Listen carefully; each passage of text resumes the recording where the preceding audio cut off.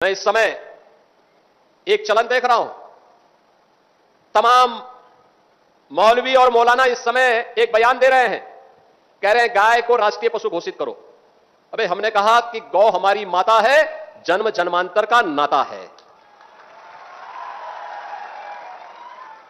क्या मां और पुत्र के बीच में कुछ घोषित करने की आवश्यकता पड़ती है क्या?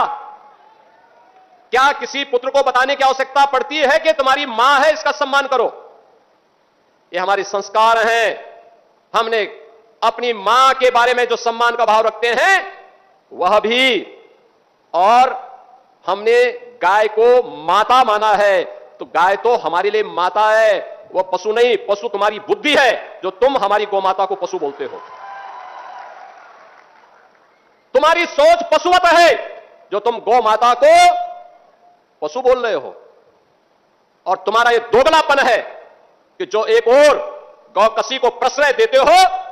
मैं देख रहा था बकरीद में तमाम उनके चेले चपाटे अपने सोशल मीडिया हैंडल पर बकर ईद पर गौ माता का चित्र दिखा करके कह रहे थे कि बकर ईद की बधाई दे रहे थे। लेकिन मैं उनको बोलना चाहता हूं, यूपी में गौ हत्या का मतलब जान रहे हो ना क्या होगा?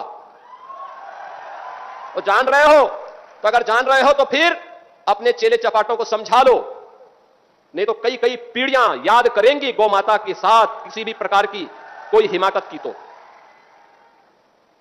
मैं पूछना चाहता हूं, ये वही लोग हैं जो हमारी गौ माता को कह रहे हैं कि राष्ट्रीय पशु नहीं। अरे गौ माता तो स्वघोषित राष्ट्र माता है, उसको किसी को राष्ट्र माता घोषित करने की आवश्यकता नहीं। वैसे ही जैसे हमारी माता के बारे में किसी को परिचय देने की आवश्यकता नहीं पड़ती, जैसे गंगा माता के बारे में किसी को परिचय देने की आवश्यकता नहीं। हम सब गंगा माता की आरती करते हैं, गंगा पूजा करते हैं, अपने साथ गंगा पुत्र जोड़ करके अपने को सम्मानित महसूस करते हैं।